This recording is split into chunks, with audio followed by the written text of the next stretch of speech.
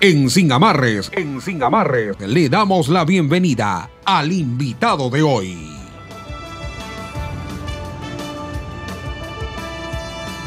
Magíster Eduardo Reynoso, qué gusto saludarlo. Espero que usted esté muy bien de salud. Muchas gracias, el gusto es mío. Un gran saludo a todas las personas que nos ven y nos escuchan. Queremos abordar con usted un aspecto de la conducta humana propia de su formación en el orden profesional. ¿Cómo aplicamos la neurociencia a la conducta y a la conciencia del electorado el momento de determinar una preferencia electoral? Buenos días y bienvenido. Buenos días. Bueno, lo primero que hay que decir es que el voto, al igual que un proceso de compra, es más emocional antes que racional. Por ende, lo importante dentro del tema de la neurociencia y lo que aporta para el mundo electoral es entender hacia dónde puede ir la preferencia electoral en vista de los sucesos que van ocurriendo dentro del contexto. Recordemos que el contexto es la situación del país como tal, lo que está viviendo, y también cómo lo está sintiendo la población y cómo actúan en medio de estos dos puntos los personajes políticos como tal. Ya, A pero veces, el contexto, Eduardo, sería lo que está viviendo la sociedad. En lo lo, político, un lo que caos, está viviendo la sociedad, un exactamente. caos, un anarquismo, un descontrol, una actitud contestataria de la gente frente al sistema como tal. Eso sería el escenario, ¿no es cierto? Ahora, en ese Claro, escenario, ¿qué buscamos los ciudadanos? Una salida, ¿no? Y lo sí, podemos encontrar en estas candidatos. el problema es que siempre sabemos de lo que queremos escapar, pero nunca sabemos hacia dónde queremos ir. Ah, Y pero ese eso es realmente terrible. es parte de la complicación, porque lo que usted acabó de explicar con gran detalle es básicamente lo que la gente está sintiendo, que está viviendo una selva de caos, una selva descontrolada. Pero mire lo interesante de esto, que en vez de que eso nos impulse a querer hacer algo, la posición que toma la ciudadanía frente a las decisiones, frente al tema político, que es algo que influye en nuestros destinos, más bien fue de total apatía y desconexión. Es decir, por la mayor cantidad del tiempo posible, la gente no quiso saber absolutamente nada de la campaña. ¿Qué es lo que ocurre? ¿En qué momento cambia el contexto? El contexto cambia cuando muere o asesinan a Fernando Villavicencio. En el momento en que él muere, el miedo se sube al nivel máximo que podíamos haber tenido. Y la gente de alguna forma siente y dice, vea, hemos estado peor de lo que nos imaginábamos. Y ahí es donde se voltea y se da cuenta que al no haberse preparado, al no haber estudiado, al no haber analizado a los candidatos, toman dos decisiones. La primera decisión es inconsciente, es dejar de escuchar a los candidatos que de alguna forma te proponen varias soluciones a muchos de los problemas de la sociedad y se cierran la banda en uno y solo se vuelve a hablar del tema prácticamente de seguridad. Esa es la primera cosa. Y la segunda es que se activa el sistema de sobrevivencia de la gente, que es el sistema reptiliano. En el momento en que eso ocurre, las personas lo que dicen es yo lo que quiero es sobrevivir. Y aquí tenías dos caminos, porque el sistema reptiliano, cuando el cerebro siente que se ve amenazado, lo que tiene es dos efectos, o fight or flight, que es enfrentar o huir. Entonces, habían personas que decían, no, esto hay que enfrentarlo. Y bueno, podían encaminarse quizás hacia el especialista en seguridad, que en este caso era Topic. Hay en cambio los otros que dicen, no, yo no quiero más enfrentamientos, no quiero una guerra en las calles, yo no quiero ser parte de eso ni víctima de eso. Entonces habían personas que lo que decían es, no, hay que huir de este tema contestatario, de enfrentar todo esto y más bien buscar otros mecanismos de paz. Y en ese momento en que huyen, ya buscan a una persona serena, tranquila, ecuánime, que, no les, que les genere una cierta conexión. Y es ahí donde los jóvenes de alguna forma le prestan una atención selectiva al debate y posdebate. Por eso es que el debate tuvo 33 puntos de rating, un número récord, Interesante, ¿no? porque la gente Récord. se enganchó, porque no tenían que llegar a hacer la tarea de algo que no habían hecho, que era informarse quiénes eran los candidatos. Ese día, entonces Daniel Noboa viene y tuvo una excelente exposición. Exposición. Y caló con los más jóvenes, que eran de alguna forma los que estaban buscando este tipo de huida en alguien que les proporcione paz y que sobre todo no haya sido protagonista del desastre de lo que han sido del desastre que han logrado los políticos y que es lo que nos tienen en este momento. Ahora, Eduardo, hasta antes del debate, Daniel Noboa no estaba en el radar electoral, mucho menos pensar de que iba a entrar a la segunda vuelta. ¿Qué activó, qué factores fueron determinantes para que en tan corto tiempo, de este salto cualitativo, tú hablabas de algunas características, equilibrio, es disciplinado, organizado, pausado, pero eso había que demostrarlo, ¿no? Porque no lo conocía la gente como era, lo conocía como figura, pero no con las virtudes que él después pudo exponer y lo hizo en el debate. Ese puede ser un factor que activó, pero al mismo tiempo yo quiero preguntarle, Eduardo, ¿cómo se logra activar y logro mantener la lealtad electoral? Muy buen punto. A ver, el debate es importante, sí. Cambia el tablero electoral, ya nos hemos dado cuenta que sí. Correcto. Siempre mantuvimos más bien la posición de que los debates no te dan votos, o más bien te quitan votos. Y por eso es que a veces los candidatos que iban primero jamás se arriesgaban a ir a un debate hasta que el debate fue obligatorio en el Ecuador. Pero bueno, dicho eso, decirle que el debate lo que hizo fue sembrar una buena percepción en la gente, pero eso no lo hubiera llevado a quedar segundo en las elecciones.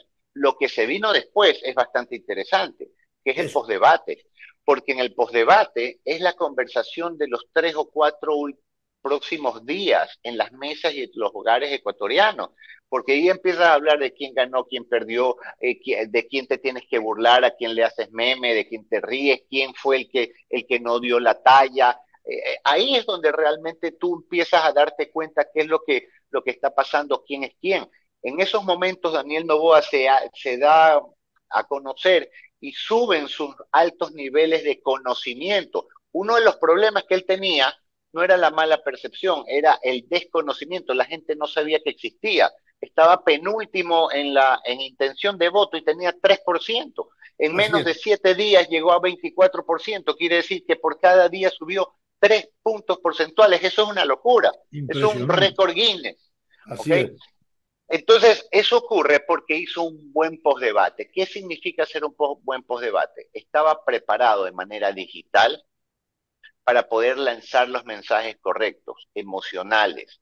De alguna forma, él enfatizó en aquellas cosas que dijo, que tampoco es que dijo cosas totalmente extraordinarias. Yo no recuerdo una propuesta que haya dicho memorable, yo no Ni recuerdo una una frase palabra, ni un poderosa, claro, no. ningún eslogan, ni cosa por el estilo. Simplemente él fue inteligente, fue sereno, era joven y había una cosa que es la más importante de todas. Ni peleó ni pelearon con él. Nadie lo atacó. El Logró tipo entonces, pasó abajo del radar. logró una conexión emocional rapidísima. Exacto. A diferencia de los otros candidatos que fueron atacados. Yo quisiera preguntarme y hacer un poco el ejercicio, ¿no? ¿Cómo ¿Qué no? hubiera pasado a la inversa? Si a Otto Sonnenholzner nadie lo hubiera atacado, pues es un tipo de paz, es un Sí, sí, sí, tipo sí, decente, pero sí. lo atacaron. Entonces, en cierto momento tenía que responder porque es que ya entre tantos ataques, tanto tiempo en la campaña, porque justamente estuvo casi toda la campaña segundo. ¿Qué hubiera pasado al revés? Que sea más bien Daniel Noboa el que lo atacaban a cada rato y a Otto no lo hubieran dejado libre. Quizás ahorita estaríamos cantando otra historia. Pero en todo caso, el tema es que Daniel Noboa hizo un postdebate espectacular, le invirtió mucho dinero, tenía mucha creatividad, la esposa es una gran ayuda también. y lo felicito por eso. No hay nada mejor que tener de compañera una esposa cuando estás en un proyecto. Eso también te habla de unión, de familia, de apoyo. Y bueno, en fin, todo eso más los fake news, ¿ok? De los 7 últimos días. Este efecto yo le llamo, mi querido amigo, el chat de las tías. Así El fue. chat de las tías son personas desinformadas que van eligiendo su candidato mientras se van informando. Y en la medida en que le va llegando más información, entonces se van desencantando de uno y encantándose por otro. Imagínese usted que ocurrió esta dinámica, una dinámica en la cual una persona decía, yo voy a votar por el candidato A, pero me llamaba a mí y me decía, mijito, quiero hacer esto, ¿usted qué opina sobre esta persona? Yo le decía, tía, lo que pasa con esta persona es esto. Ah, entonces me voy a votar por el candidato B. Luego de elegir el candidato B, entonces le llegaba una encuesta que le decía que iba segundo el candidato C. Entonces decía, no voy a votar mi voto, entonces voy a elegirme por el candidato C. Y terminabas pasando por 3 candidaturas en menos de día y medio. Entonces esto es una locura. Miren lo que las estadísticas. 8 de cada 10 personas nunca vio ni siquiera una propuesta ni un plan de gobierno.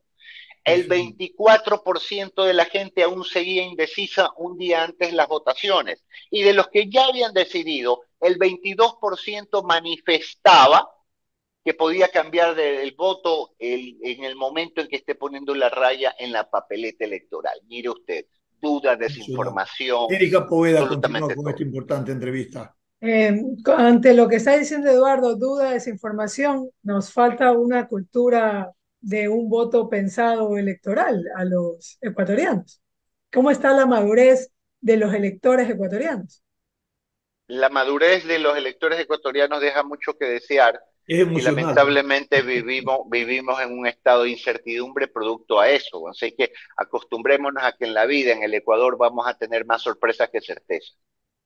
Ahora, se creía que habían dos candidatos que iban en segundo puesto. Como usted bien dice, el chat de las tías pudo arrancar votos por los fake news, etcétera. ¿Qué pasó? ¿Cómo efectivamente la muerte o el ataque, este asesinato que le hicieron al otro candidato, le suma votos a uno, le resta votos a otro? ¿Por qué Otto en un lugar que no se esperaba, sino que se esperaba peleando un segundo lugar y queda en cuarto, quinto lugar? Cuénteme un poco ese fenómeno. Vea, ahí hay dos cosas. Otto Sonnenholzner es una persona totalmente genuina.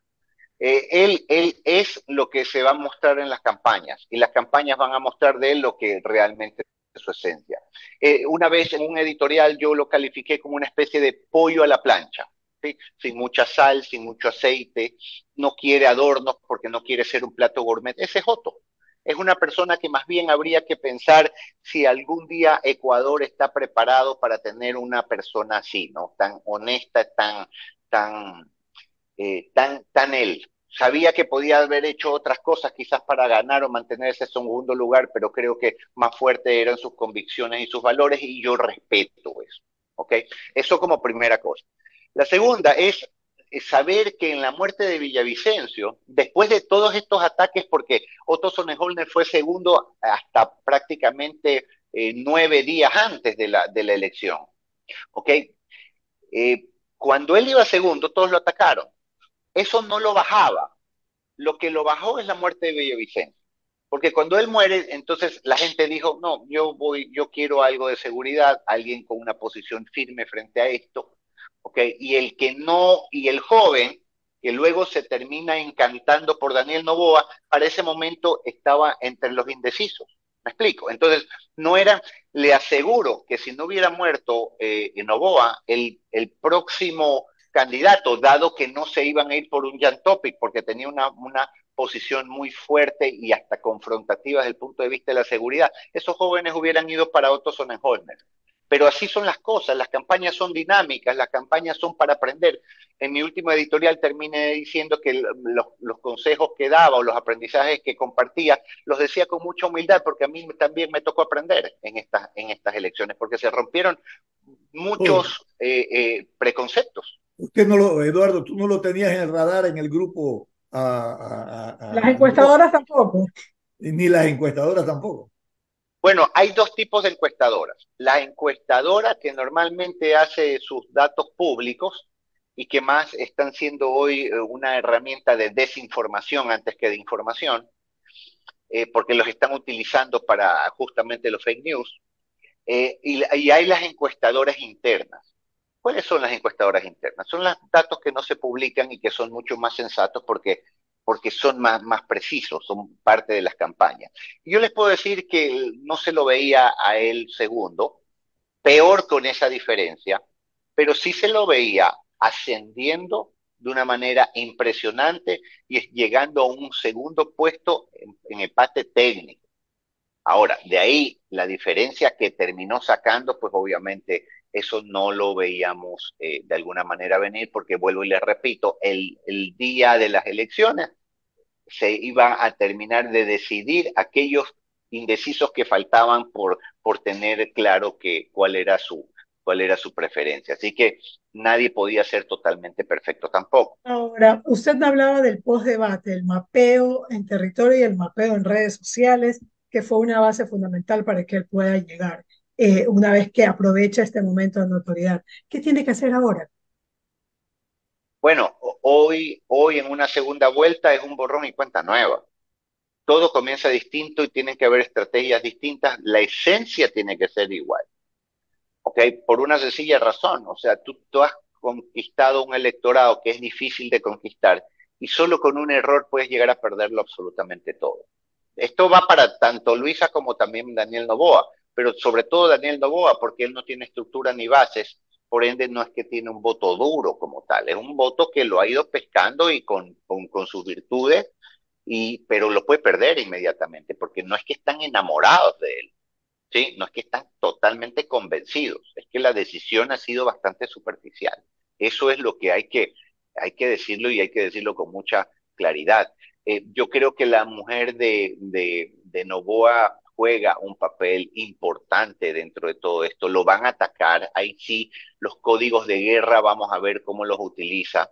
¿Okay? Tanto Luisa no debiera atacar porque no le va a convenir atacarlo, pero sí su lado B. El lado B para las personas que nos escuchan es esa campaña oculta, informal, de la misma candidatura, pero que parecería ser una especie como de guerrilla en redes sociales. Si usted se Eduardo, pero pregunta en la de dónde lógica, vienen los memes, vienen de ahí. correcto, pero en la lógica de proceso electoral para encontrar más o menos, como tú dirías en un editorial, como que te doy algunos avisos de quién puede estar en qué lugar o en otro. El que es atacado es el que tiene la potencial opción de ganar. Indudablemente, pero también depende de si es que te sabes defender. Porque si Claro, te atacas y no te defiendes bien, entonces ya de nada te sirve esa posición porque vas a bajar. Okay, claro. de hecho, uno ataca es porque sabe que puede bajar al otro. A veces en la Perfecto. vida es más fácil bajar al otro que subir uno mismo.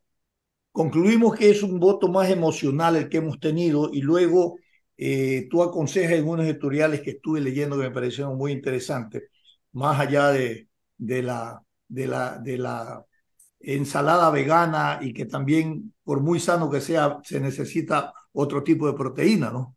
Entonces, de ahí tú planteas una cosa muy importante, ¿no? Más allá de que el voto ha sido emocional, se aleja cada vez más un electorado que se identifique con ideologías o con tendencias. Y tú dices, hay que luchar por su familia, vale la pena, pero también vale la vida, ¿no? Entonces, esto me parece un mensaje Totalmente. interesante porque lo que viene en el futuro seguirá siendo el denominador común, la lucha contra la delincuencia, porque no solamente muere la gente porque está la delincuencia, muere porque no hay medicina, muere porque hay desnutrición infantil, muere porque no hay atención en los hospitales, en fin. Este es un tema muy importante que hay que mirarlo estructuralmente, más que monotemáticamente en el orden electoral. Yo estoy 100% de acuerdo con usted, 100%. las balas matan, pero también mata el hambre, mata la salud mental, mata la desnutrición crónica infantil, matan muchas cosas y hay que atenderlas a todas, porque cuando uno tiene un hijo con desnutrición crónica infantil o que tiene salud mental, no me diga entonces que lo único que matan son las balas. Eso es lo que tenía que haber entendido la ciudadanía en la primera vuelta. Si no lo entendieron en la primera Hay vuelta, que hacerlo ahora. tiene que entenderlo en esta segunda vuelta.